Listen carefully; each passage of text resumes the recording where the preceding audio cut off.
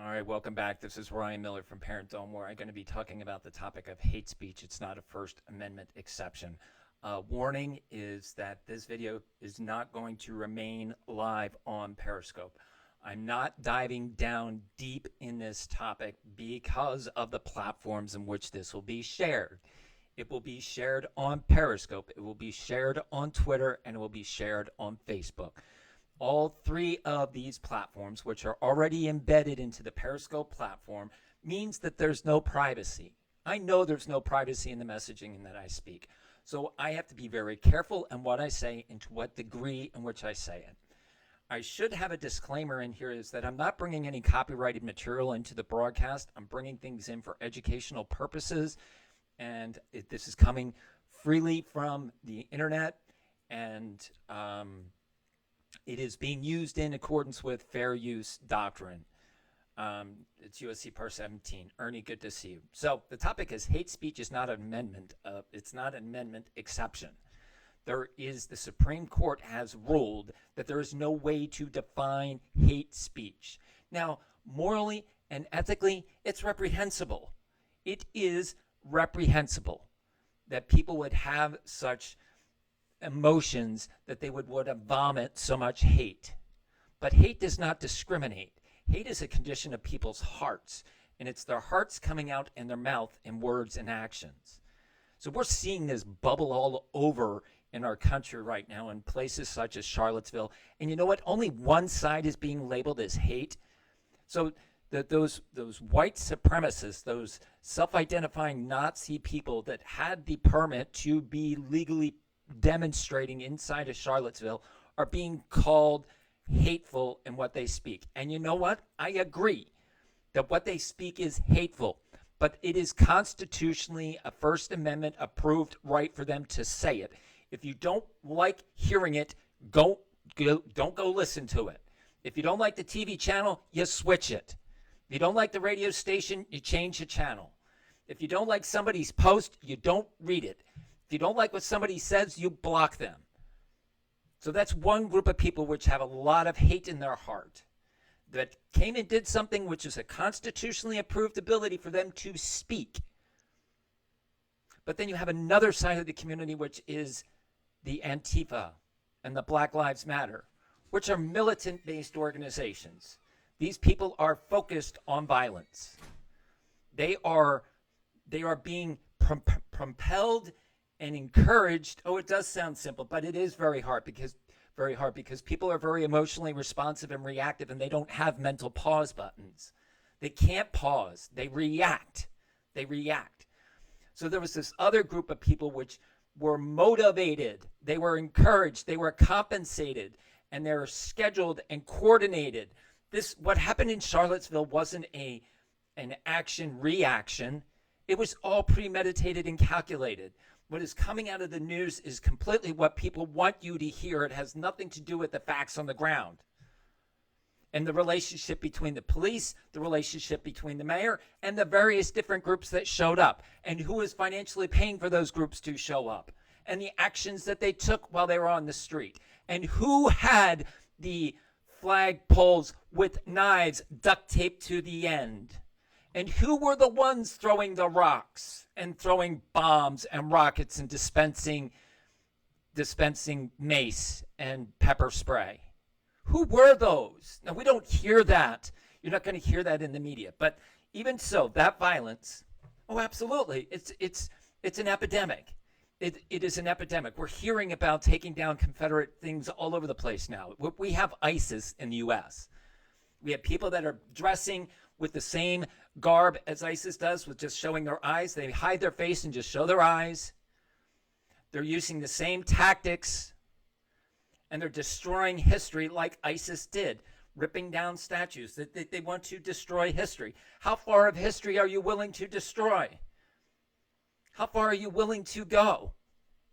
And all of a sudden, all this hatred is coming from the left, and the left is hating their own party sponsors.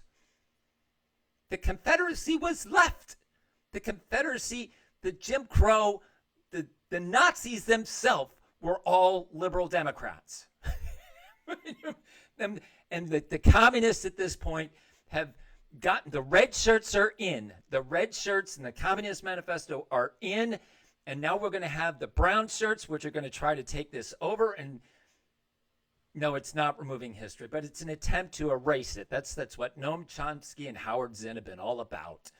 It's part of the Communist Manifesto. You can read that, but I'm going off the rails. So I'm going to say hate speech is not a First Amendment exception. So let me bring this to your attention. This is quite interesting. Oh, shoot. Oh, it's okay. So Google removes Gab app for violating hate speech policy. That's what it says up top. It just got cut off. Now, Gab is a social media platform that is available to be downloaded, was through the Google Play Store. You can get it on the desktop. I just went too fast. Hold on. You can get it on, you could get it on the Google Play Store. It was never available on the Apple Store, but it is also a desktop-based application. So if you have a tablet or if you have a laptop, you can use it on your desktop. So they have been going through some crowdfunding, and they have been recently raising money. Not too long ago, they had raised $750,000. Now they're up into $1 million in crowdfunding because the platform is secure. Now, this article I'm bringing to you comes from a publication called The Verge. Now, The Verge is known to have a very left-leaning bias. And if you don't believe me, I'm going to expose the bias within the first two sentences of what they present in this article about Gab. So here we go. The social network that has become popular among members of the alt-right. Well, I didn't even get finished the sentence that they're pointing to an agenda of the alt-right, was removed from the Google Play Store this week for violating Google's hate speech policy. Now, first of all, I said hate speech is not an amendment. Hate speech is not included inside of our constitutional amendments.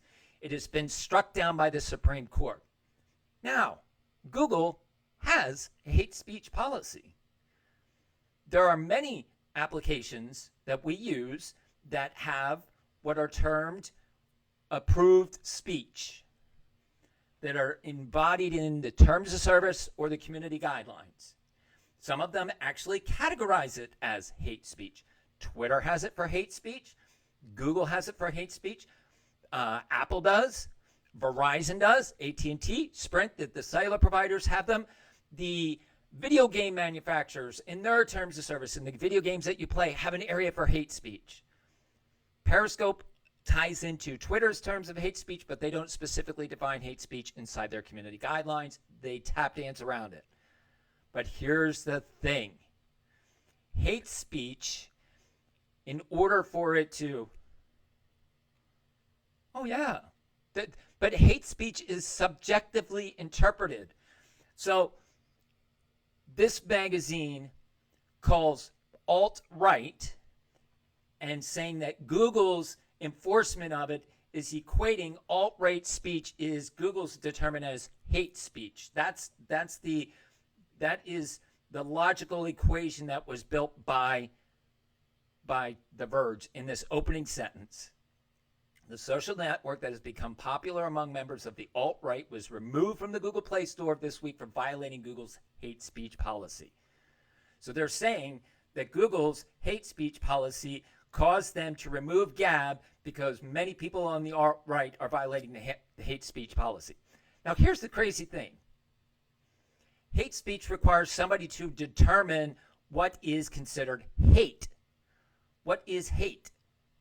And who is the arbiter or the interpreter of something that is hateful?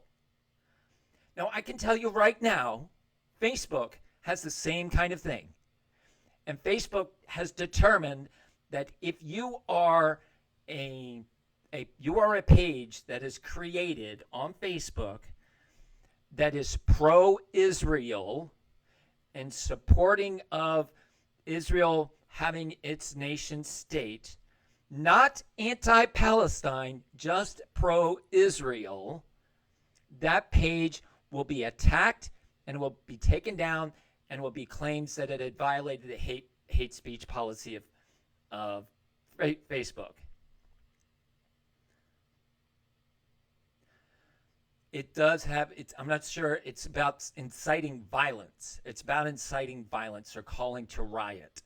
So the categories that are inside of the First Amendment that are, it's like fire in a crowded movie theater is you're inciting a riot. You're inciting accident. Or if you walk out of a movie and you say, and a whole bunch of black people say, let's go kill that white guy, and everybody goes and beats up that white guy and kills him, that is not protected speech.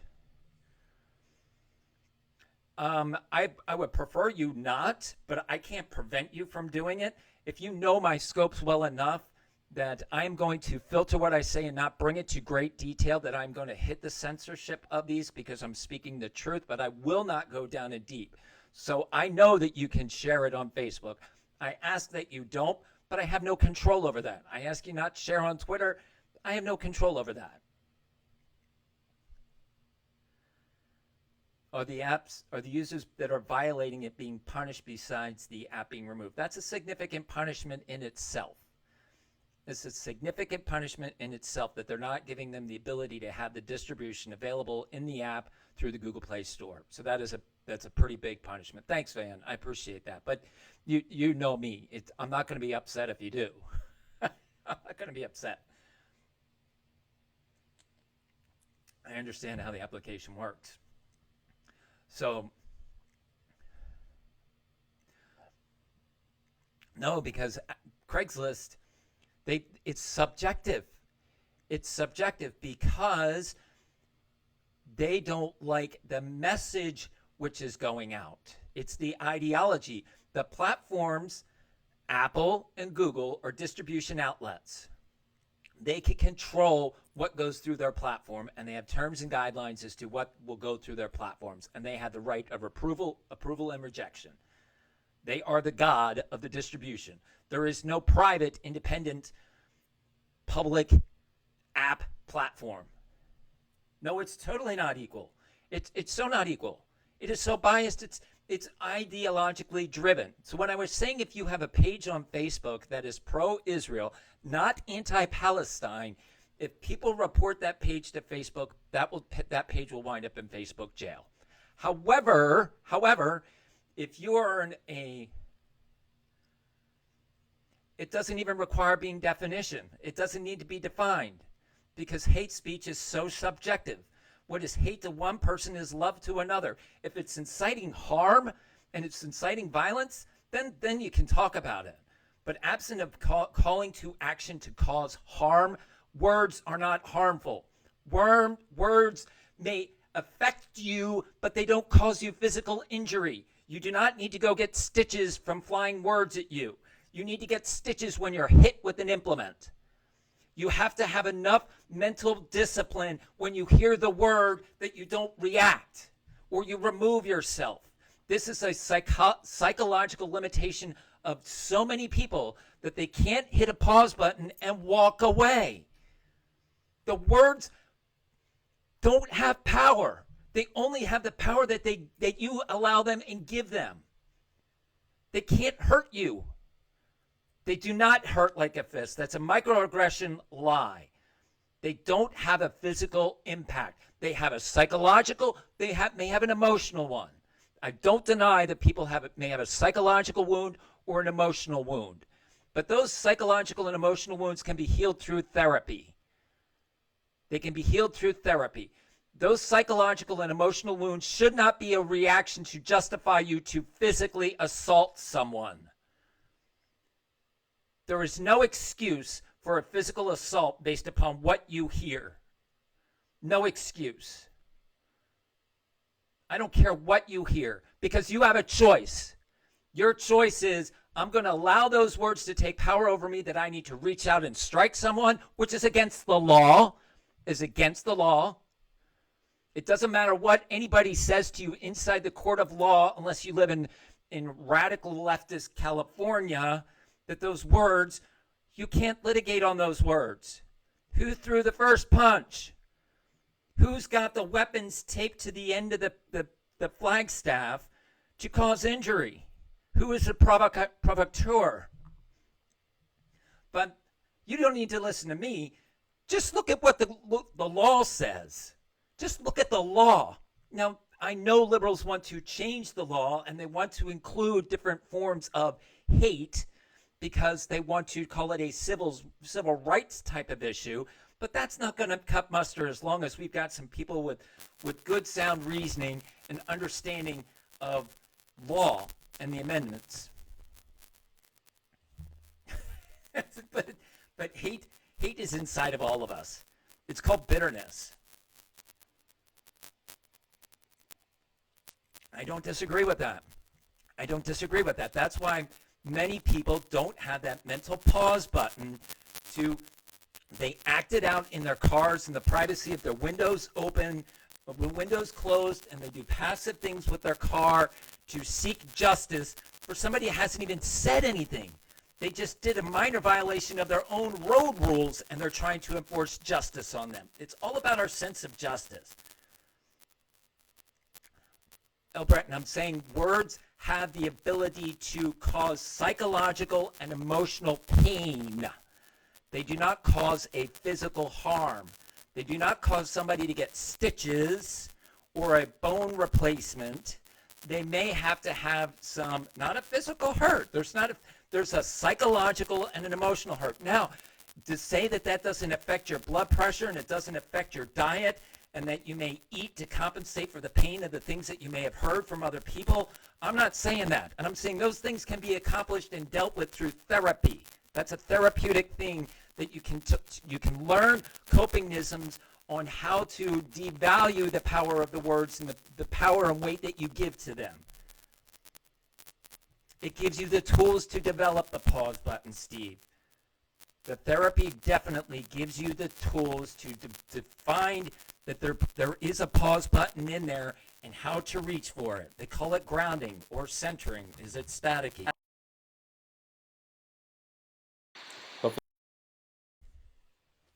I'm hoping that got better.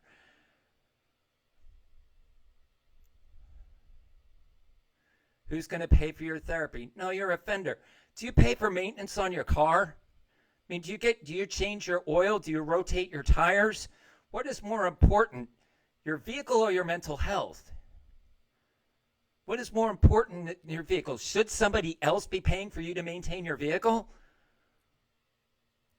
What is your priority? What are your priorities? If you're not interested in maintaining good mental health, well then, okay. But I'm not going to leave that as an excuse because it's still not an injury when other people say things to you. The fact that you're not investing on how to protect yourself from how those words affect you, that's your own decision. But don't blame me for how you respond to how I use my words. It's not up to me to monitor what I say based upon how you may react to it. If you don't like what I say, you have the ability to block me. I invite you to use the X button and leave the broadcast. If you are triggered by what I say, I don't want to trigger you. Leave. I don't need you here. I don't need you. I am here to speak to parents about keeping their kids safe. And if your kids are entitled participation trophy children, they're going to be emotional buckets of ooze that when they get into an employment situation that they're not even going to be able to survive.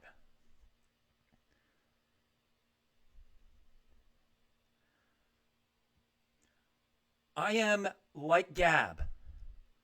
I believe complete freedom of speech, absent of the things that are inciting violence to riot and cause harm. Those are constitutionally prohibited.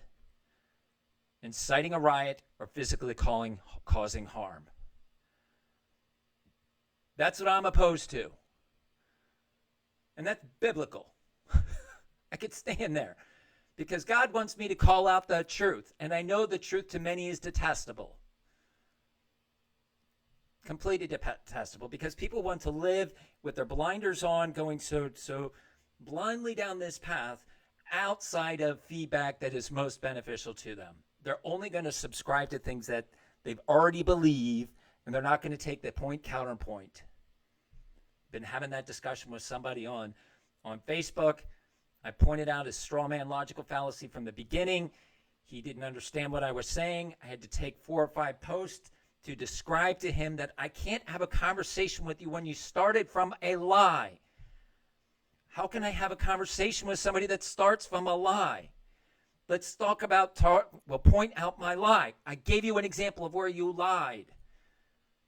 And if you can't concede that you lied in building your straw man argument, I have no basis in having a conversation with you. People do have the ability to change. People do have the ability to change. Because if you're saying people don't have the ability to change, then you cannot be a proponent of evolution. You can't agree with evolution. I'm not an evolutionist. But if you say people can't change, you're disagreeing with the theory of evolution, which I think is great. But I do say people have the ability to change. If they open their eyes open to more input and they develop the skills of critical thinking and reasoning, they can change. They can adapt. They can grow. Change means lack of change is stagnation. Lack of change is stagnation. Gaining more information and input, we mutate. No, we don't mutate, we adapt. We do not mutate. Mutation is a loss of information. Absolutely, Albrecht, and I agree with that. This forum is not an argument-based platform. Most social media is not an argument-based platform. It is a lecture-based platform because I am talking to you. There's a delay and there's a limited ability for you to respond, and you're subject to me interpreting what you're saying. And I'm going to apply my meaning to words that you use, and I have no idea the meaning of what you're trying to use in those words. That's why it's a lecture. The way to get away from a lecture is in a live conversation with somebody where they understand kind of the rules of a discussion. What are the rules of a discussion? So this is not an argument. This is a lecture. If people want to have an argument-based discussion with me, there's no tone of voice in social media. Whoa, where'd you hear that? There's no context in text. There's no tone in text. There's no tone in text. So, Albrecht, when you type, I am attributing a tone into the text that you may not even have in the text that you send.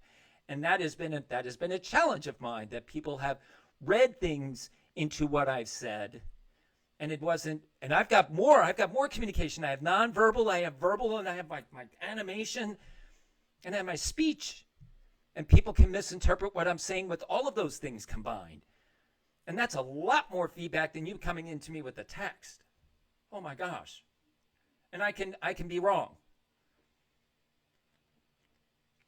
So I brought to this attention that The Verge built this straw man because The Verge does not participate on Gab. Now, as a company.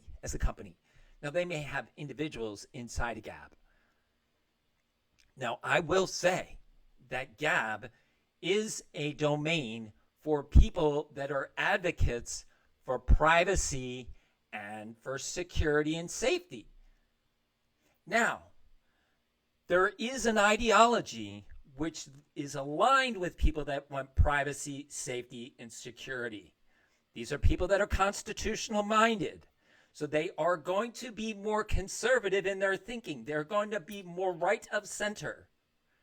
More right of center. So it's not logical for the people that are left of center are going to, is Brax next? Would totally make sense that Brax will be up on the chopping block.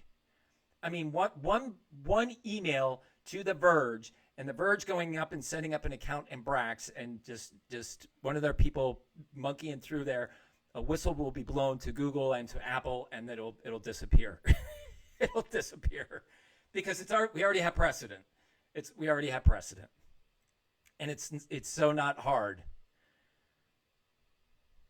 There is no such thing as absolute hate speech, Rogers. Hate speech is a formation of a group of words which are social justice, civil rights type of initiative, which is undefinable by the Supreme Court. The speech that could have the interpretation of hate is that which is called to incite violence or a riot. That is where the Supreme Court has this little, very, very tiny window that if you scream fire in a crowded movie theater, you are inciting a riot, a panic. And if you're walking out of a movie saying Mississippi burning, and you're a bunch of African-American black people walking out of the movie, and you see a white person walking down, and you say, let's go, hey, there's a white person, let's go kill him, and everybody goes and kills that white person, they've incited violence, and that white person dies. The Supreme Court rules that was not protected speech. They called that person to kill. We have a Missouri senator right now who is, all speech is protected by the First Amendment. That is correct, except for when you're inciting violence or you're going to cause death. We have a Missouri senator right now which is asking for the assassination of the President of the United States, a sitting senator in the state of Missouri who tweeted that our president should be assassinated. That is a call to violence. That is a call to murder. That person should be absolutely removed from office. Removed from office. That is beyond hate speech. That meets the violation in the test of what. Can I put that tweet up? No, I don't want to put that tweet up. You can find that tweet. Missouri senator, female, she should be arrested. She should be investigated by Secret Service. She is being investigated by Secret Service. But because those in power have special privilege, so explain that in Charlotte. What would you like me to explain in Charlotte? How much of Charlotte do you know outside of what the media has told you? Let me ask that question. What information have you learned about Charlotte that you haven't learned from Fox, MSNBC, or CNN, or CBS? Tell me what you know of Charlotte outside of those reporting. Do you know anything other than what you see on mainstream media or what you've seen on a Facebook post? Hey, Jason, how are you?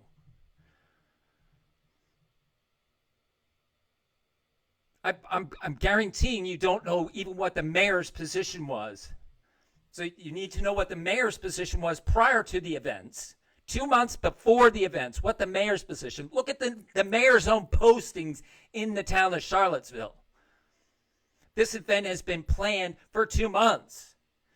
The position the police took and how they did things in the proximity was premeditated and calculated.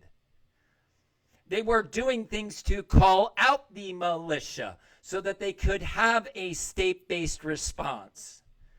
This was not pure happenstance, but you're not going to hear that on the mainstream media because they're going to spin what you want to hear. But are you an obedient sheep, or are you going to critically think? Are you going to get away from mainstream media and go to the people that are actually in the town that have been sitting and having these conversations and seeing what the mayor's been doing and warning that this was coming?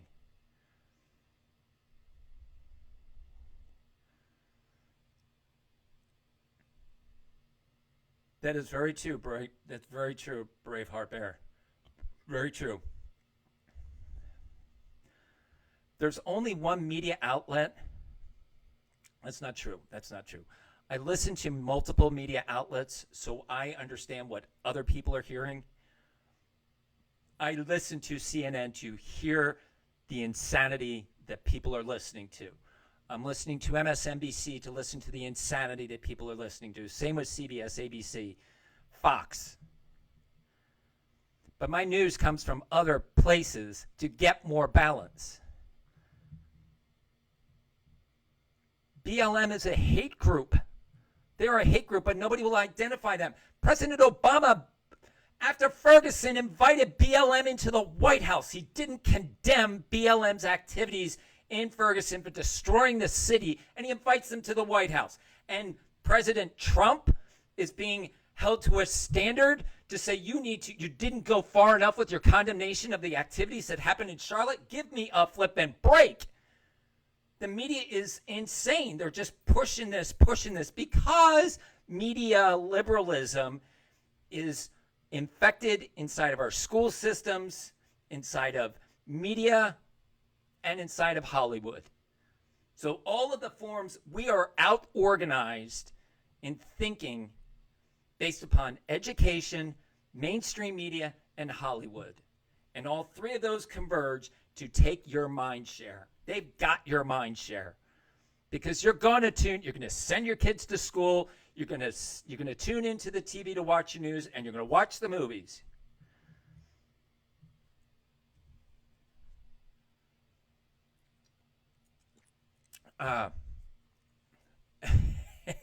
And Clinton money, Clinton money as well. Don't forget the Clinton Foundation money is in there as well. It's Resist, remember? It's the movement Resist. Nick Jr. and Disney movies that my kids watch. Well, you've got the same propaganda that's coming in through Nick Jr. and Disney, so just be aware of what's coming in through those. I mean, did you see the recent Beauty and the Beast? And do you understand the homosexual agenda that is being constantly pushed in your face? It's constantly pushed in your face. The homosexuality is 0.3% of our population, but it's not 0.3 of the participation of what's happening on media.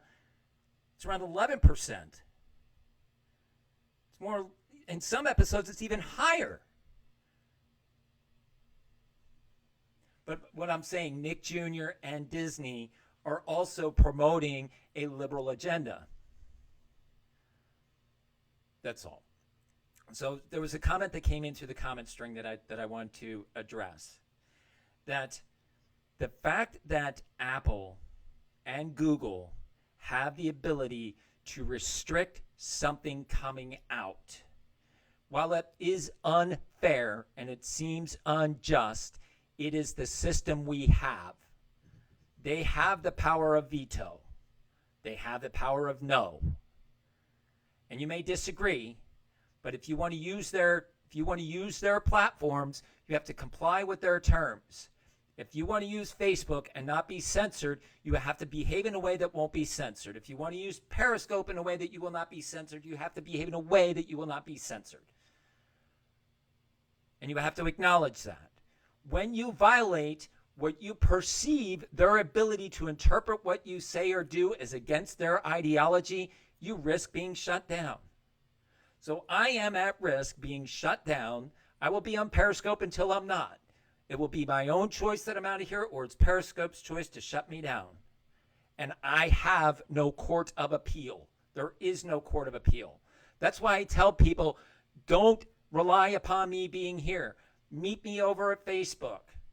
I give you the ability to connect with me on Facebook. You can connect with me on Twitter at the same identifier I use on Periscope, which is parent_dome on Twitter. And then I give you the ability to communicate with me on email. So when you get to me on email, if I vanish, you have the ability to find me. Because I have my own private website, a destination of where I'm sharing my information, which is not dependent upon other people's platforms. I have my own. I have my own membership site, my own content. No, there is no First Amendment in Facebook. No, and there's a subjective whole new audience that is interpreting what they consider to be appropriate speech. The whole thing that happened with the Google Manifesto is pushing this out into light, but it's not doing anything that it's changing anybody's awareness or their behavior. Like, oh, well, I guess that's pretty bad for that guy who lost his job. But is it a shock? Heck no, it's not a shock. It's a shock when it happens to you. It's not a shock when it happens to someone else. You think, oh, so, but it doesn't even register. Doesn't even register. So, I wanted to address that comment. That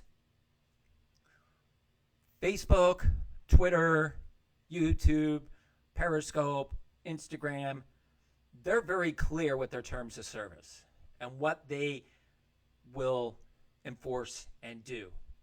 but they're not clear with how they interpret things in such as behavior or action.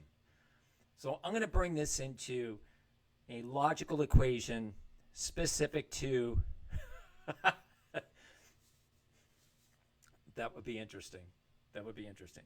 I'm going to put it into a logic equation relative to Periscope. Many people are upset and concerned about behavior that happens on Periscope, particularly when it centers around young children and the ability, let's close down free speech. I read that wrong, Yukon Camper. The left does close down free speech. Yes, they do. So in this logic equation, many people are upset that Periscope has broadcasts that are live of young children, which are being perpetrated against by predators, pedophiles, and people doing sextortion and other things. And it's not just young children, it's happening to adults as well, and people are complaining what's happening with adults in their social media and what's happening on Twitter and such. People are complaining about that. In Periscope's response, when they were presented with evidence of broadcasts with minor children being exploited by predators on the BBC News, they provided a response. And the response was, we have a zero tolerance policy against, thanks Van, appreciate that. We have a zero tolerance policy against predators and pedophilia. Zero tolerance policy. We don't, zero tolerance. So a zero tolerance means, this is what this means, that on their platform, there is no such thing as predators, pedophiles, or sextortion happening, because their zero tolerance policy means they would never let it happen. They would never let it happen. So when the BBC saw those examples, which they're calling as being predators and pedophiles and sextortion and young children being victimized, Periscope is not seeing that material the same way the BBC is. The way that Periscope is interpreting it is a completely different interpretation. I don't know how they're interpreting it, but they're not interpreting it the same way BBC is, because they have a zero tolerance policy. Zero tolerance means that there will be nothing visible on Periscope ever that violates its community guidelines. That's what that means. A zero tolerance policy says that in this platform, you will have none of this material which violates our community guidelines, because we have zero tolerance. We have a process so robust that we can track every violation and you will not see a violation. That's the logic statement. When you say you have a zero tolerance policy, that means we will not see any evidence of people violating your community guidelines. Teresa may answer today to the attacks.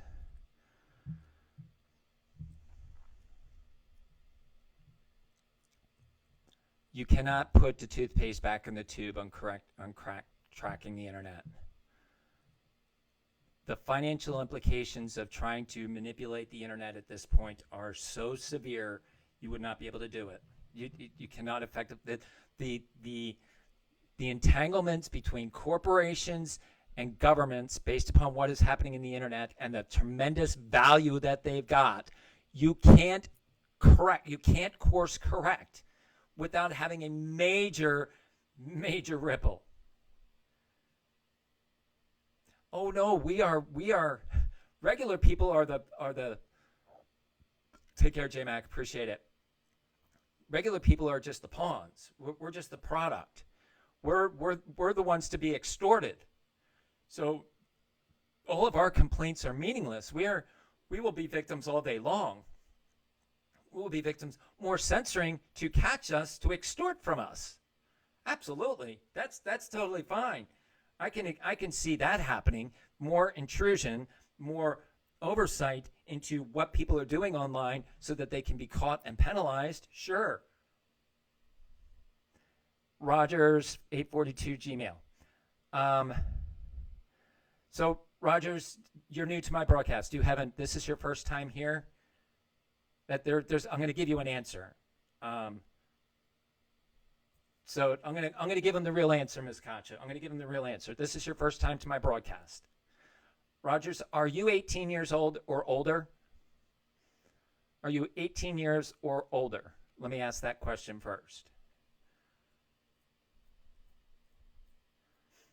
Older. Okay. Are you a parent? Do you have children? You don't have to answer that, but that will help me on the level of magnitude. I'm going to give you the answer. Okay. Are you a proponent of signing contracts without reading them? Do you believe in believing in signing a contract you've never read?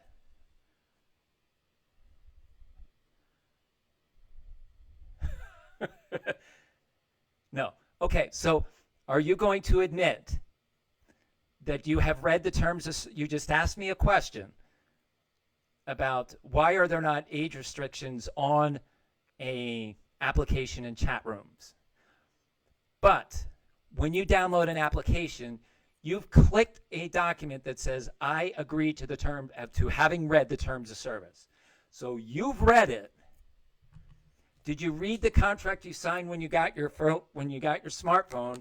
And did you read the contract you got when you got your internet service connection? Did you read those contracts?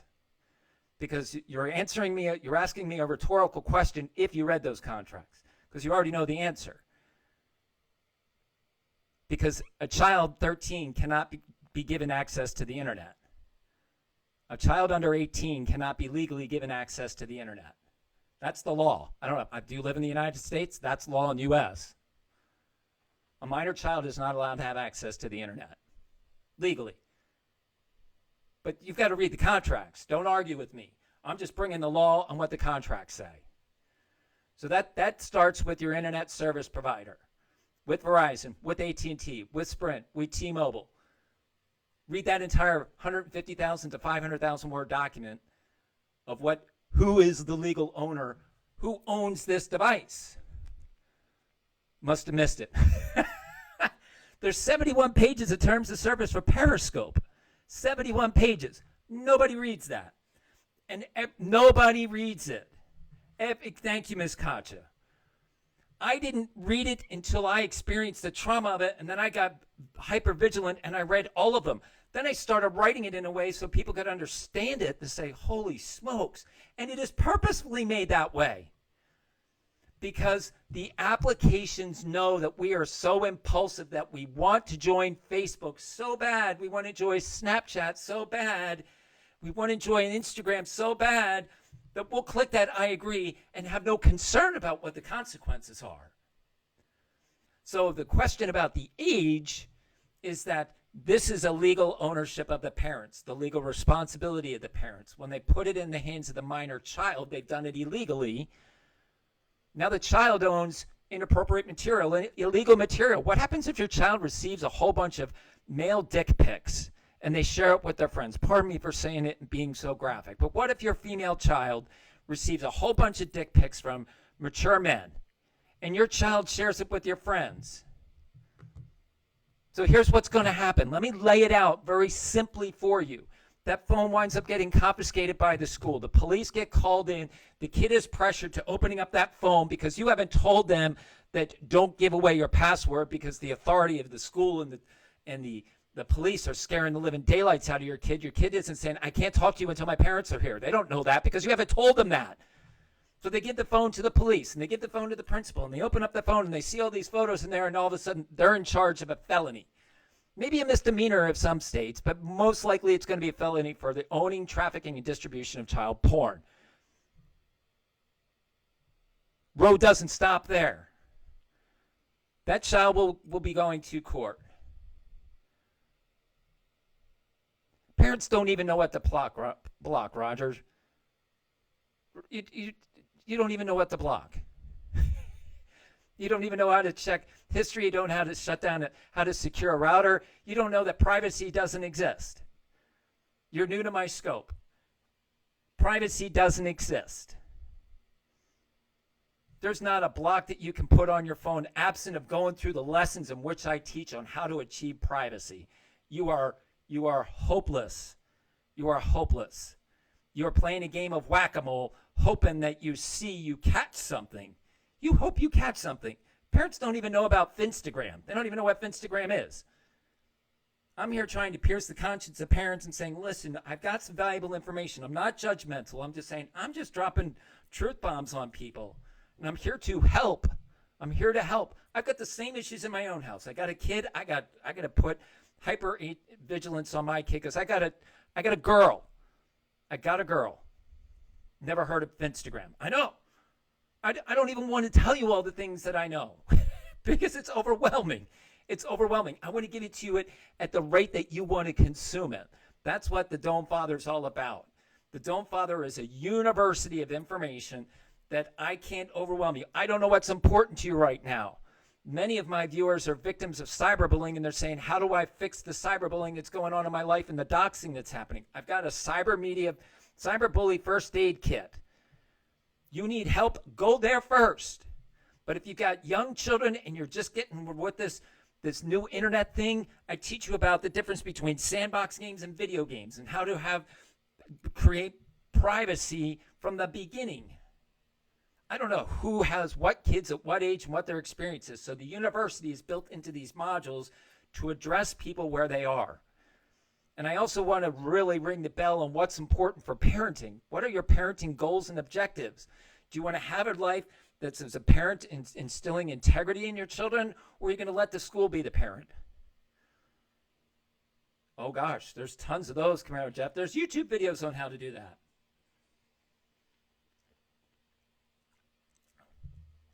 Yes. Again, it's whack-a-mole. It's whack-a-mole. And I want to help those that have made the decision to put this in the kids' hands, and they're coming to me for the first time. They're saying, holy smokes, I haven't thought of any of this before. And he's kind of freaking me out a bit. I'm saying, just go here. Go to Don't Father. Take a look at what I built. It costs you $1 for 30 days to take a peek at everything that's in there for 30 days. Consume as much as you can in 30 days, and then run away for $1. Thank you for the half a cup of coffee that you sent me. Great. I'm hoping that you recognize that there is so much value inside of there that you see this as something that you want to stay tuned into, because I keep putting more information in there to help people. Like this broadcast is coming down. You're only catching a snapshot of it, but I'm doing this live here, putting it into Parent Dome, but I'm going to have another deeper level conversation that I can't have publicly. I can't say some of the words I need to say inside a Periscope, just can't say them. So I'm going to bring this down. My point is that hate speech is not a First Amendment exception, and that Gab, which was a private platform, was now being taken down out of the Google Play store because they determined what is happening in Gab meets their criteria of hate speech. Hate speech is undefinable. Very limited criteria. Call to riot, call to violence, physical harm. Now there's a senator who has tweeted about the assassination of the President of the United States. That's hate speech. That's inciting violence. That woman should be investigated and arrested. Do not pass go. Remove your seat in office. You have violated First Amendment, and you put the president in harm's way. That's cookies, pixels, backlinks. That's a whole other series of messaging, which I talk about. When you dive into Don't Father, I bring you technical terms that I give you the term, so I tell you what a cookie is and how it operates, and then I talk about pixels and I talk about backlinks, and I have no knowledge what people's computer understanding is. None whatsoever. I don't know if people know what SSL is. I don't know if people know what HTTP or HTTPS means. I have no idea. So I take it at very base levels and I say, I don't know what you know. And I give you the ability to learn at whatever rate you want to learn. If you start asking me questions about cookies, well, then you're going to go down into the section which is computer technology. And I talk about FTP and peer-to-peer. I talk about VPN. I talk about VNC. All kinds of things which probably sound like I'm throwing out a bunch of acronyms that mean nothing to you. But these are these are things that are helpful to know as you go down this journey. And you want to look about privacy. How do I start gating some of this down? Well, since the president made a threat to Korea, oh, what the hell?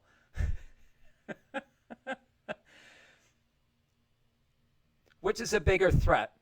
North Korea or global warming? Which is a bigger threat? Global warming or North Korea? Is Guam going to be flooded from, or is Guam going to tip over? First of all, we do know a senator is going to had claimed that the island will tip over. A lovely Democratic senator thinks that islands can tip. I love how you people put these people into office. I don't know who put that person in office, but that's pretty insane that a person thinks an island can tip over. Anyway, so is the island going to go underwater sooner before Korea may do something to the island? Because we do know that the climate scientists do have one thing consistent, that they're completely inconsistent. Because before we were going to experiencing a massive ice age, we were going through a cold spell. It's really interesting that there's no equality in the distribution of funds in climate research. It's all funded in one direction to give you results that you want to, that propels their agenda. They're not going out to the other community of science that says, well, let's give us some other data that we can compare and contrast. That science doesn't get funded. But that's okay. That's okay. We talked about the president making threats against North Korea. I think he's the only president in our history that stood up to North Korea. President Bush, both Bushes, and Clinton and Obama. Clinton funded $2 billion into the nuclear program in Korea. Our President Trump is the only one who's taken a hard line against the dictatorship that is North Korea. So you want to call it a threat? I call it a spine. Ever watch Waterworks? I don't know what Waterworks is. Have you ever studied soil stratigraphy? That's science.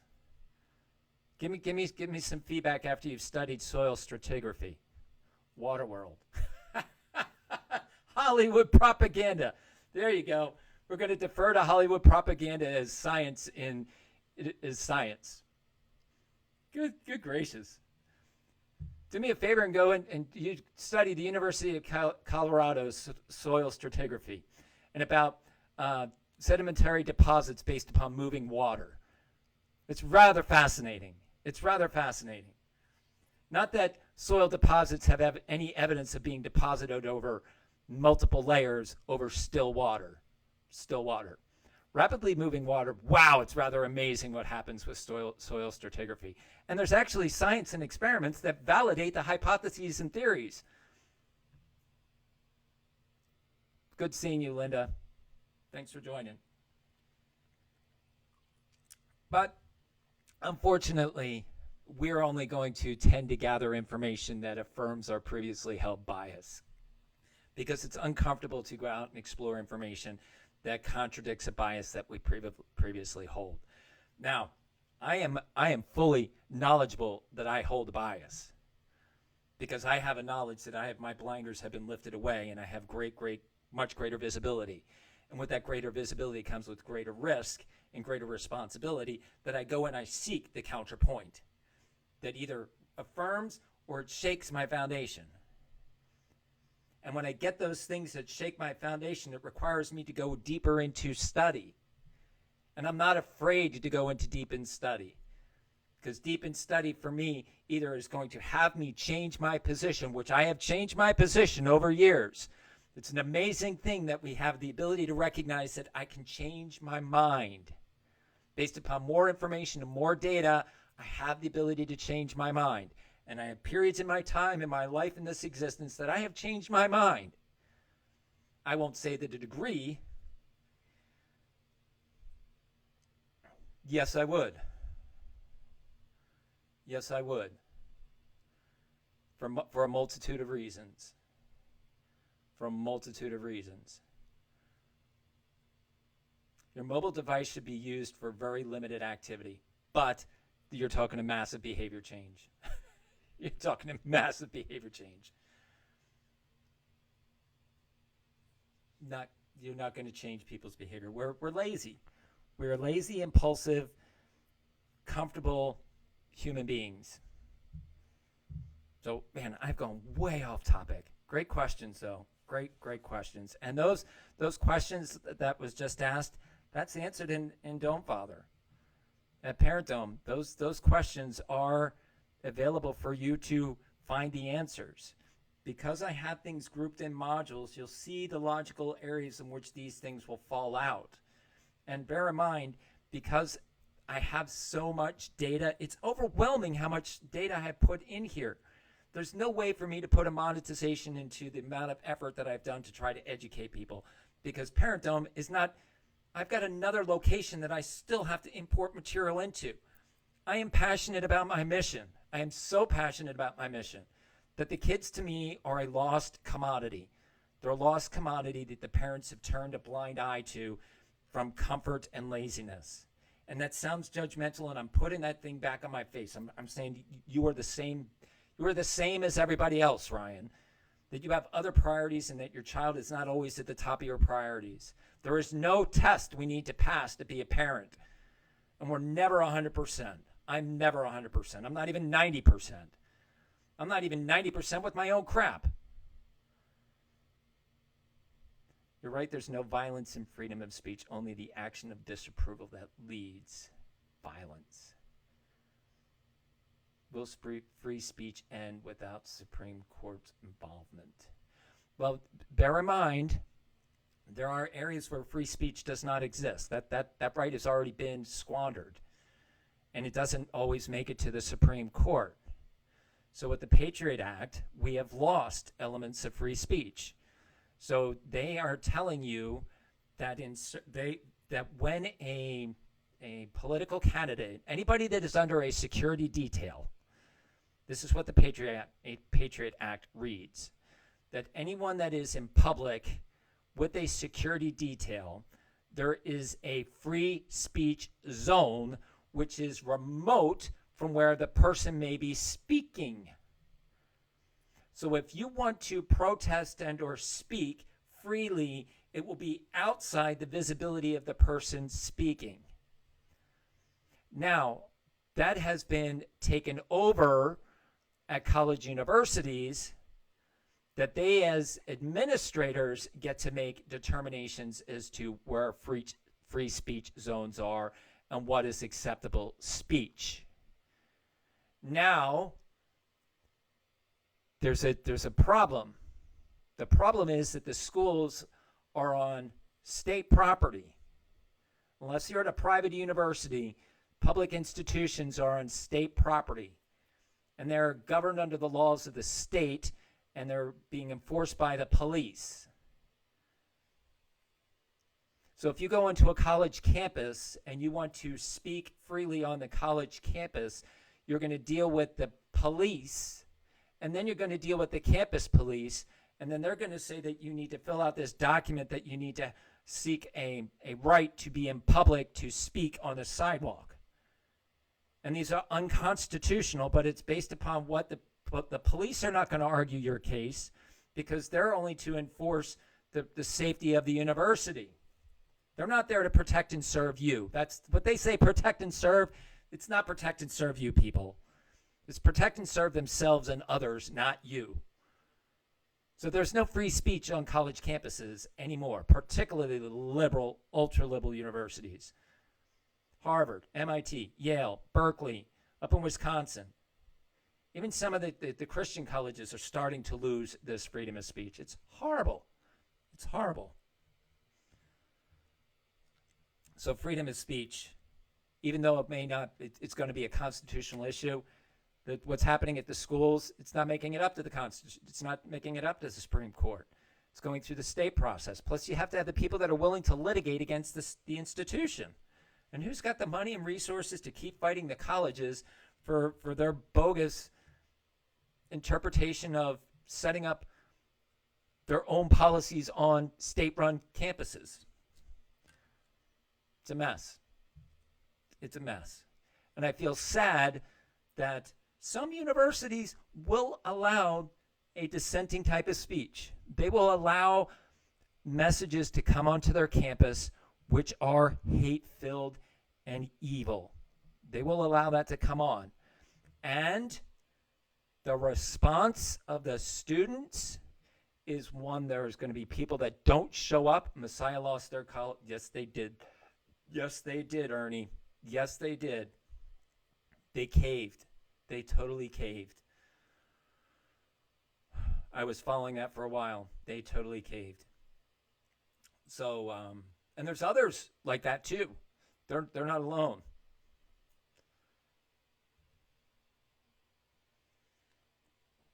Well, the reason I put it up there, Gopher, is that Gab, which is a platform which I do enjoy, it's a secure and private platform that was available to be loaded on your device if you had an Android device. Apple never allowed it to be used on their store. But this article comes from a very left-leaning magazine called The Verge. And in the very beginning statement, this is right after they did their title.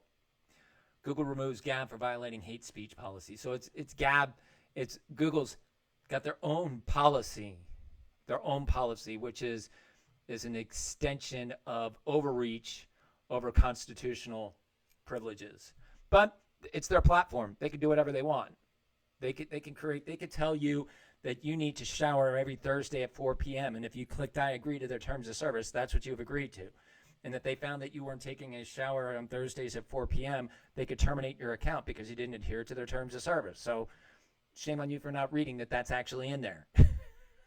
I had terms of service for many products that I wrote some outrageous terms inside of there just to see if people read it. Nobody reads the terms of service.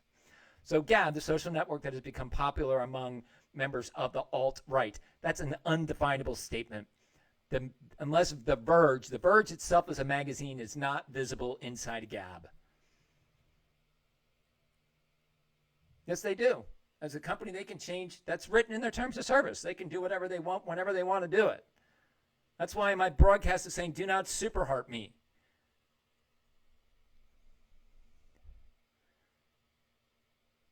Why isn't the true meaning Black Lives Matter? Maybe. Well, Black Lives Matter is a militant organization. It's militant. They're inciting violence. And why would you want to say incite violence to all lives? Oh, do I agree? No, I'm telling, I don't agree with what Google's doing. I don't agree with what Google's doing at all, but I have no case to say anything of meaning about what Google does right or wrong, because Google is going to do what it's going to do regardless of what this person says. Their terms of service are lock solid, and everybody that uses Google and everybody that uses Periscope and uses terms of service, and they're in their contracts, so they can do anything they want in their contract. So do I agree with that? No. But that's the contract that everybody signs. And everybody uses it, and they're subject to it. So I think it's a shame that we've got 99.9999999% of the public that's connected to the internet is absolutely ignorant in the true sense of the word. I'm coming from a business standpoint, so that's why I ask. A business standpoint is, I'm not sure your standpoint on the business. I think it's unfortunate that Gab is being precluded from being downloaded on Apple or Google. But as long as there are organizations like Gab and minds like mine, that we are going to be out there doing what we can to find developers that are going to create a free open source app distribution platform outside of the censorship and control of Apple and Google. They control the distribution of apps. So until there comes a time for an open source solution for the distribution of apps, this is the city in which we live. But to come up with an open source solution for apps is going to be very difficult for a multitude of reasons. because it's not going to comport well with the major corporations out there. So there's going to be lobbyists of big corporations that are going to go against the government that is going to say, we don't want an open source player, and they'll put every hurdle in front of you to do that. Just look at every conservative organization that has tried to go for 501c3 status and how well that is done. Go for hockey. That's the problem. You can't define hate speech. Who determines what is hate speech? I'm saying hate speech in accordance with free speech in the amendment. There's only 2 exceptions. Hate speech is some social justice made-up description that is undefinable. The violations to free speech in the constitutional amendment of the First Amendment are inciting violence and inciting riot. Calling someone out to be killed or to incite a riot. A riot is you can't scream fire in a crowded theater. You can't incite a riot. That's not hate speech. That's inciting violence or creating a riot. You cannot define hate speech. It's undefinable, and the Supreme Court has said so. Supreme Court has ruled on this repeatedly. It's a huge issue that the Supreme Court will not get into that quagmire of what is. No, it's not open to so many people. It's open to the platform. What is hate to one person is not hate to another person. That's true. But the platform gets to determine. Periscope gets to determine what is hate speech. Facebook gets to determine what's hate speech. Google, they all independently. And some of them have a mothership big data organization that is totally filtering out what is hate speech according to how they define it. My example I gave earlier inside of Facebook, if you are pro-Israel, or if you are, when I say pro-Israel, that's right by the Supreme Court. No, they can't. They're only going to get it when it's brought to them. They're not going to get involved until it hits their windshield. Until it hits their windshield, they're quiet. It has to go through the process before it hits their windshield. And when it hits their windshield, then they'll rule on it. And they have repeatedly found that only in those circumstances, when 13 people went to a movie, black people went to a movie and they saw Mississippi Burning. They left the movie theater and they saw a white person walk down the street and somebody yelled, "Go, there's a white guy, go get him, go kill him." The Supreme Court ruled that that was inciting violence because that person died. That white man that was attacked by those people that left Mississippi Burning movie, they all attacked him and he died. So they ruled that that individual who incited that violence was guilty of inciting a riot to kill someone. Did they call it hate speech? No. They call it inciting violence, inciting to kill someone, conspiracy to kill. So, in my example of Facebook, Facebook says that if you are a pro-Israel, not anti-Palestine, but pro-Israel, they do say that. They do say that. That is something that is frowned upon within the private pages of Facebook. So in my example, pro-Israel pages on Facebook, they will be filtered and many will be shut down. But if you are an Islamic radical jihadist recruiting group, you will be not shut down because that's not considered hate. So if you're doing something in support of Israel, Facebook says that's hate. But if you're recruiting for radical jihad, that's not hate. So the subjective interpretation is based upon the Facebook's ideology. The same thing plays out in Periscope and in Twitter. They all have their ideology in which they're doing the enforcement or interpretation as to what is hate and what is not hate. And then they filter it accordingly. And I'm saying if you want to avoid censorship, you better know what their ideology is.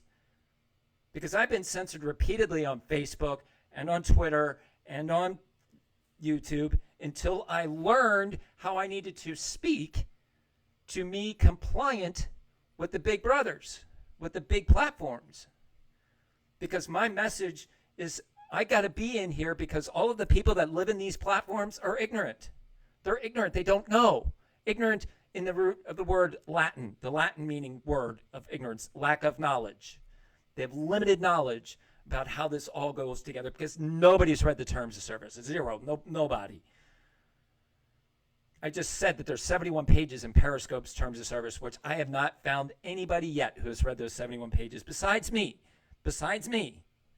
And I brought those 71 pages in when the Super Hard campaign came up. And I'm teaching people about the Super Hard campaign contract that you guys are signing. And oh, you know, it goes all the way over to here, and there's all the terms of service changed. As a business, you have that right to, meaning I have the right to monitor or manage my behavior in order to take my message into the platform without being censored. That's my business prerogative. If I speak too loudly against the platform, they will shut me down. And my goal is to go in the platforms where people are lacking knowledge, because if I'm a doctor, I want to go cure the sick. I want to go cure the ill. And everybody that's living inside these platforms is ill. And they're just behaving and experiencing. So I want to talk to as many people as I can inside this platform and all platforms to help them get inoculated and join me in taking the steps. And I will be in these platforms until I'm not. And those people that have followed me know that there's a huge amount of energy for me not to be in these platforms. Because not only am I an activist about internet safety, here's another one for you.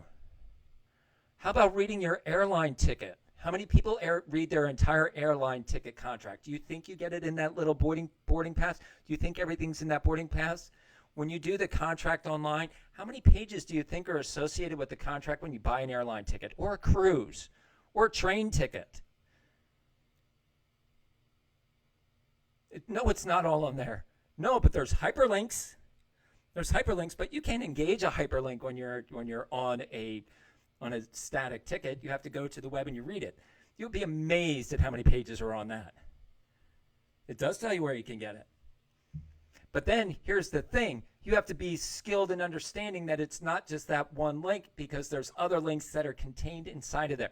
The 71 pages that I claim are the terms of service from Periscope, those 71 pages are a combination of around 30 hyperlinks. 30 hyperlinks. Links within links within links within links. Absolutely.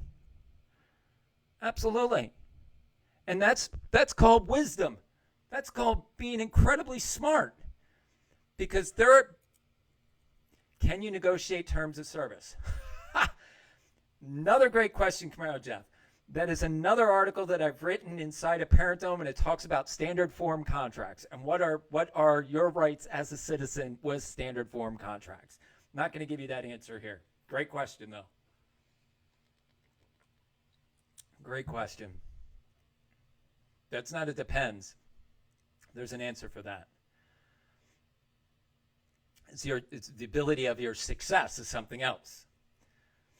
There's not a gray area in contract law. That's not gray.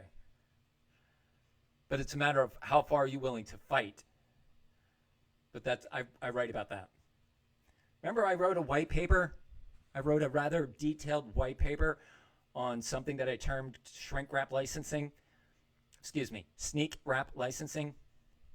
That white paper has been scrubbed from the internet because I exposed something that was really evil between the relationship between corporations and governments, and it was a class action suit size big issue.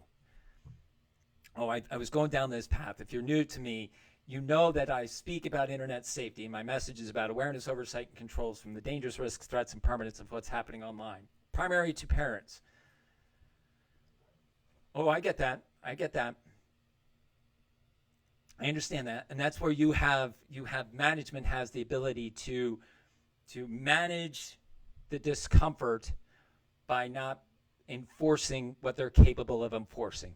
It's the same thing with the airlines. They have the ability to have discretionary application of rules in order to deal with certain circumstances. Everybody has that. I call that the weasel clause. How offensive. Oh my gosh, Ernie. Well, that was the death threats. That was the death threats. So as an activist and an interventionist on this particular topic, I was formed to fight this battle based upon what happened in my previous. Yes, it is the same in healthcare. Yes. Or empowerment. Very good point, Gopher.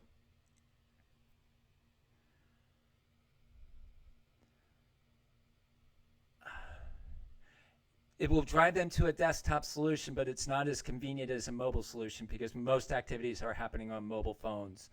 Most activity is happening on a mobile phone, which is sad.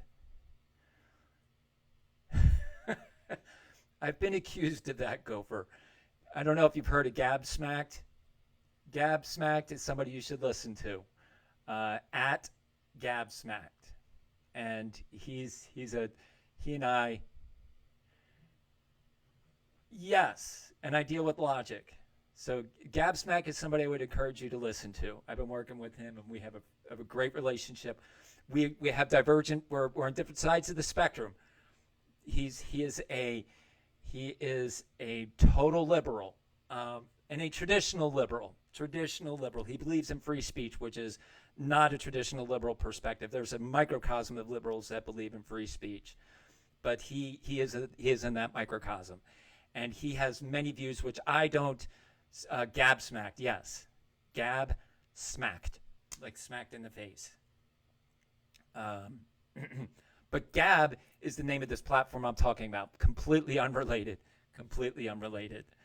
But I am more of the libertarian mindset, and we communicate back and forth, and we both value our similarities, and we both value our differences, and we communicate in similar ways, and we think in similar ways. And he's a real treat for me. He's a gift to me. He is a real gift to me, and I believe I'm an asset to him as well.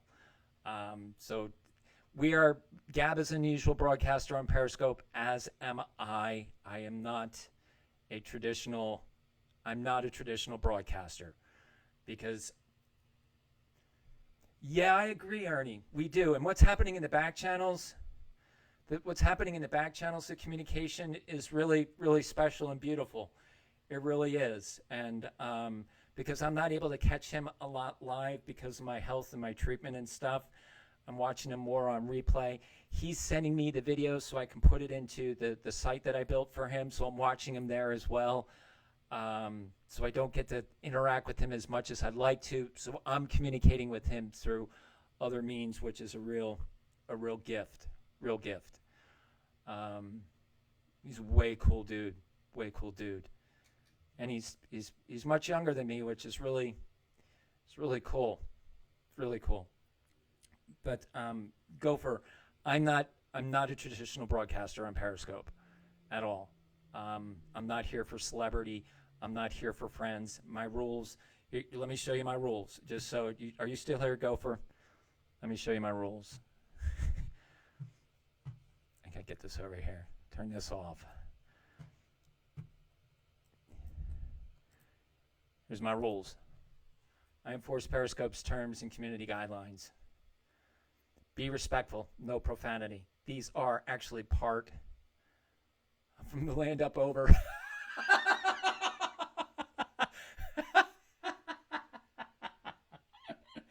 Except for we don't have Vegemite sandwiches. That was funny, Ernie. So the terms of service cited and community guidelines do require people to be respectful and no profanity. That's written in their community guidelines. Now, how people do that in their broadcasts, there are people that are spewing filth all over broadcasts. It just happens to align with my worldview in that I don't like profanity. I only use profanity when I need the use of a power word in an exact time, and I don't pull out power words until I really need to make a point. Now, I used one of the profanity words today in explaining male anatomy and talking about pictures, but that was for emphasis, and I apologize for it, but it was emphasis to draw attention to the clarity of what is happening with kids on Snapchat. Anyway, no profanity. Do not type three-letter agencies in the comments. That is just wisdom. I don't want you to put bullseye on me bigger than I already have. I got a big enough bullseye as it is, and I have to interact with three-letter agencies, and I have to deal with state, federal, and local officials on any host of items. And I have to have a defensive and an offensive position in dealing with them. I have to be knowledgeable in the law. I have to be knowledgeable in my rights. And as an activist, I need to know what I can rely upon the first responders and officials to do, and what I need to give them as far as evidence for them to act. And it's not easy, folks. Me trying to rescue your kids that are in trouble prior to committing suicide is no easy chore. It's not easy, particularly when it's happening underneath your roof and you don't even see it happening upstairs. Anyway, I'm not here for celebrity. Followers, you must be transparent. If you want to follow me on a broadcast, you want to follow me inside of here, put a picture of yourself in there. If you have DNT in your title, I'm going to comply. You're not going to follow me because you don't want to be tracked. Don't be tracking to me. I'm going to comply. I also say at least have one video up there to tell me, why are you on Periscope? This is only if you want to follow me. If you want to stick to me and listen to what I have to say, you have to have some level of transparency as to why the heck you're in my broadcast. Because if you don't have that level of transparency, I can only assume that you're here to cause me harm because you're trying to hide behind anonymity and you're not going to tell me anything about you. You won't show me a picture. You won't tell me anything about you. You don't want to be tracked, and you won't say why you're on Periscope. And I'm going to say, fine, watch me on Twitter. Don't attach to me on Periscope because I have no knowledge. Now, if you want to build a case that you should follow me, that I should respect you following me, then have that conversation with me on Twitter on DM. I've got my Twitter DM open. Anybody can DM me. I don't shut it down. And many people DM me with the most incredible complaints about how they're experiencing trauma online. Go to Parent Dome. Go to the Dome Father. Go to the Dome Father. I'm not going to be your private consultant for every nuisance that's happening to you and the trauma of being doxxed. And what do you do with this? What do you do with that? Those are problems. But you're not recognizing my value more than tapping a screen. That's your contribution to my broadcast. You're tapping a screen. I can't feed my family with a screen tap. As much as those hearts and those people that have millions and millions of hearts by people tapping that screen, you can't transact. That doesn't put food on my table, doesn't put gas in my car, doesn't pay my mortgage, doesn't do any of that stuff. So that's why I say don't harm my broadcast. I don't need them. Doesn't mean anything to me. It's a metrics that's meaningless on Periscope. It's a metrics that's meaningless to me. And Super Heart only if you want to tip Periscope and Twitter. I leave my Periscope open for Super Hearts, and you can tip Periscope and Twitter all you want because I believe that the platform should be able to make some revenue. I'm using the platform. They're taking advantage of what I do, and I provide it on their platform, and they're monetizing it the way that they monetize it. They're gathering personal identifiable information on that. I'm giving that to them willingly. I am responsible for how I control myself in this platform. I'm going to comply with their terms of service and community guidelines, and I'm going to do my mission inside of here until I can't do it anymore because they shut me down or whatever. That's not new, though. That's not new. Doxing is a misnomer, Camaro Jeff. Let me clarify. Doxing is a misnomer because publicly available information is exactly that. It's public. If you don't want information public, you need to take the steps to make it private. So if you have information that is available at the courthouse and you don't want it showing it up on Facebook or Twitter, then get up off your butt and make sure that the information that's available in the courthouse is made private so it doesn't come out. That's public record. Public record. Public record getting on other public platforms is not doxing. Doxing is taking private information, private, personally identifiable information into the public domain. That's doxing.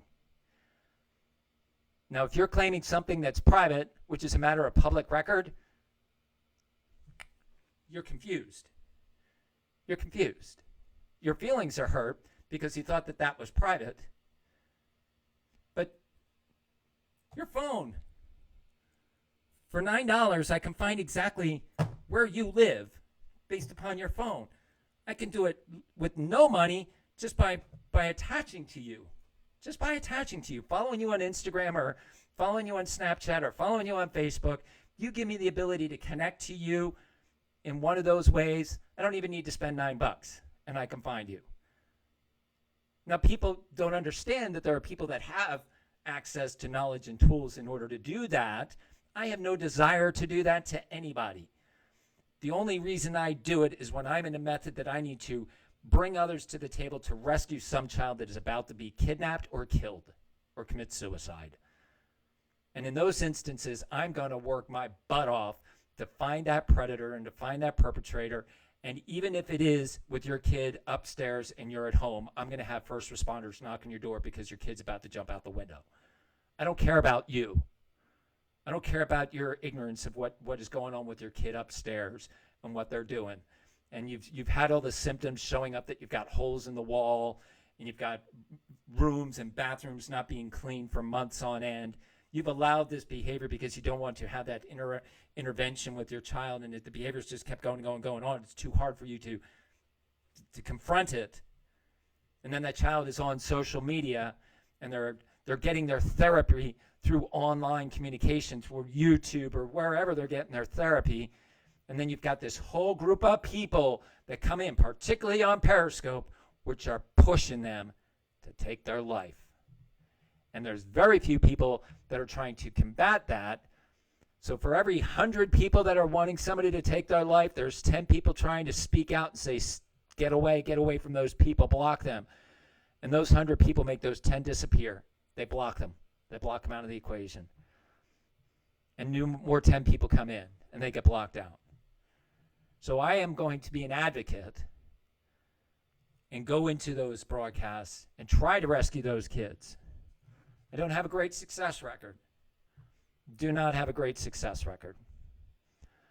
I've been involved with too many deaths to even share.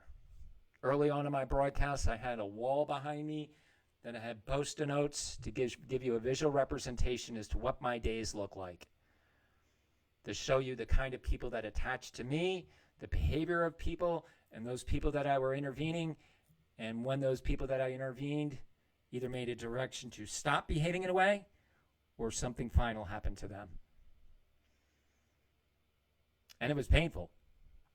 I've left scope several times in having to manage my therapy because of the trauma that I see play out inside of here and other platforms. And when parents ask me to look at a child's YouTube channel, they're in the process of burying the child. The child's not in the grave yet. And they come to me and say, will you take a look at my kid's YouTube channel? And the kid's been on YouTube since age 12, and they're age 17 when they take their life. And I have all this data here that I'm looking at this, and I'm like, holy smokes, you haven't looked at any of this, and you don't see what your kid is doing on YouTube, and you don't see him being bullied in all the comments that these people are saying to him. You have no knowledge of these comments, and you don't see him sobbing on YouTube. You don't see him sobbing and the comments that are coming to him while he's alive. You are so oblivious to this, and you're asking me to tell you why your child took their life? Just look here. Look. And I tell the parents, I can't tell you. Your child's not even dead, isn't even buried yet. And my just surface level investigation showed me more stuff than I don't even want to report it to you. So when you're ready, after you've had a little bit of going through your grieving process, go back and look at your YouTube's channel, your kid's YouTube channel, and watch all of those videos. Watch them all and read the comments. And I suggest you do that under the comfort and protection of a therapist, because it's going to be a difficult mirror to look at. Because this was your child. This is your responsibility. And this is something that you missed. I'm here to tell you, people, there's so much that we miss.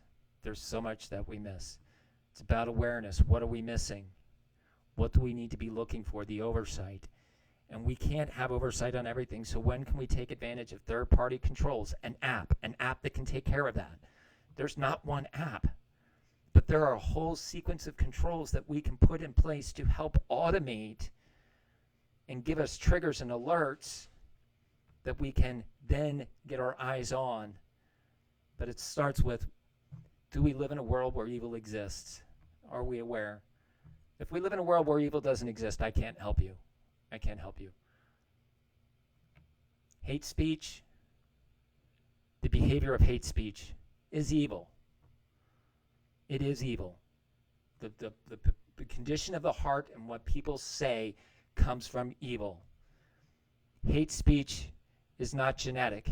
It's learned. It's taught. Racism isn't genetic. It is learned. And it's even a false word. It doesn't mean anything. You're categorizing people based upon melanin content, and call it what it is. It's hate based upon melanin content, because they're all one race. One race. It's called the human race. All one. Human. We're not dogs. We're not dolphins. We're not birds. We're humans. We're not apes. We have nothing consistent with any of those other kinds from an evolutionary standpoint. We are a unique creation of a creator. We're human. God fashioned them unto each kind. We didn't come from different kinds. There is no evidence of a transitional kind. None. Zero. There's only two, XX, XY. You may not like this, may sound very detestable to you, but there's only two, male and female. XX chromosome, XY chromosome. And believe it or not, Bill Nye even taught this. Bill Nye doesn't believe this anymore. We all start out XX in the womb until we determine what those chromosome makeup is going to be, XX or XY. So we're all girls at birth, and then we change. Some of us. I did. All right. I went off the rails again. So I'm going to take this down. Let me take my rules down. This broadcast is being archived. It will not be live. I'm taking it off of replay. It is going to go into the Dome Father with many of the other broadcasts that I've had the ability to do live here, but I archive them because I'm not going to leave them up on replay. You've got a special gift for those that came in live. And these are available over at the Dome Father on replay. So everybody have a great day. I need to go have some food and med up, and you hear my voice is quaky. I'm back on my round of steroids for this round, so I will be experiencing massive sleep disruption for the next week.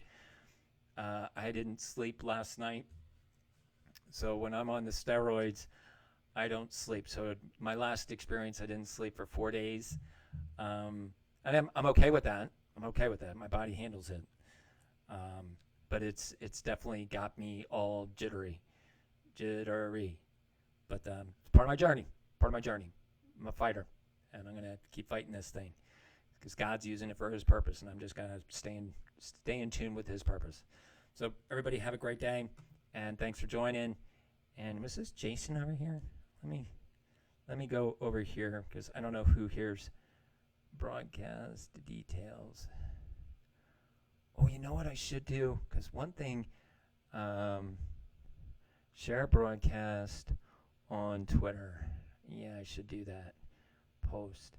Because for some reason, my broadcasts are not being available for me to download on Eggdrop, which is kind of weird. So I'm going to do this. This I don't normally do, but I think it's a cool thing to do. I like how people do it. So I'm going to go down the thank you list.